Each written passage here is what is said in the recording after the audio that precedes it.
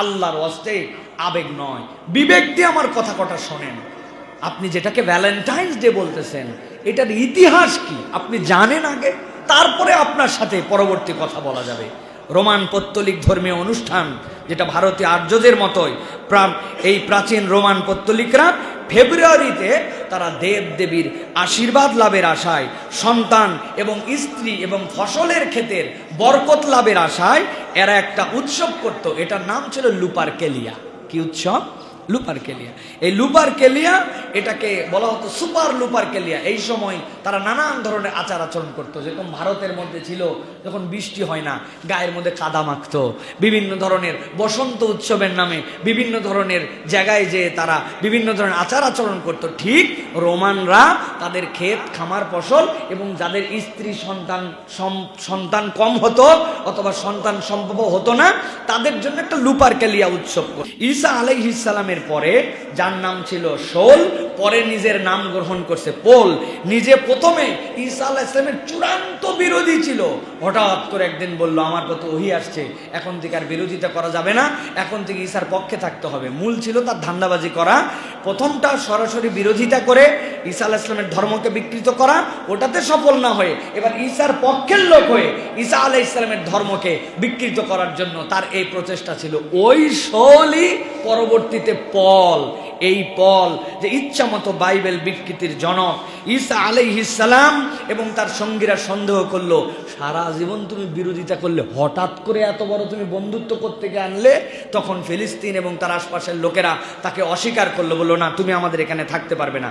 এরপরে ওই pole পালায়া Asia minor এবং ইউরোপের দিকে চলে যায়। যাওয়ার পরে পরবর্তী ধারায় পঞ্চম এবং ষষ্ঠ খ্রিস্টীয় শতকে লুপারকেলিয়া উৎসব, যেটা এই লুপারকেলিয়া উৎসবের নাম পরিবর্তন করে এটাকে সেন্ট ভ্যালেন্টাইন ডে নামকরণ করা হয়।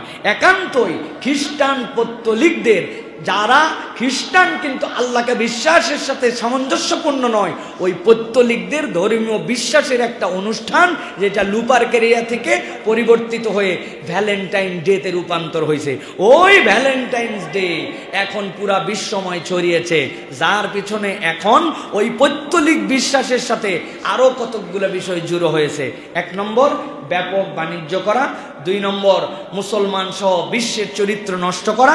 ৩ নম্বর, জনগণ এবং পৃথিবীবাসীকে ভোগমুখী একটা জাতি, ত্যাগমুখী নয়, ভোগমুখী একটা জাতিতে রূপান্তর করা। এবং এটার সাথে আন্তর্জাতিক একটা চক্রান্ত আছে। সেই চক্রান্তটা কি?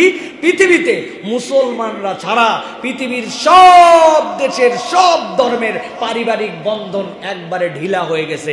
পরিবার বলে তাদের কিছু নাই। তাদের নিজস্ব জরিপে 1989 সালের জরিপ, আরেকটা 1949 সালের জরিপ। এই জরিপে দেখা গেছে ইউরোপ এবং আমেরিকায় বাপ মেয়ে, স্বামী স্ত্রী, ভাই বোন, বোন মা, এই যে সিঙ্গেল ফ্যামিলি, ডবল ফ্যামিলি, পিতা একদিকে চলে গেছে, মা একদিকে চলে গেছে, ভাই বোন মিলে, এইগুলো সবগুলাকে ওরা পরিবার হিসাবে ধরছে। কাউন্টে ধরার পরেও তাদের পারিবারিক ভিত্তি মাত্র 49 থেকে 57% পর্যন্ত, তাদের কোনো পরিবার নাই।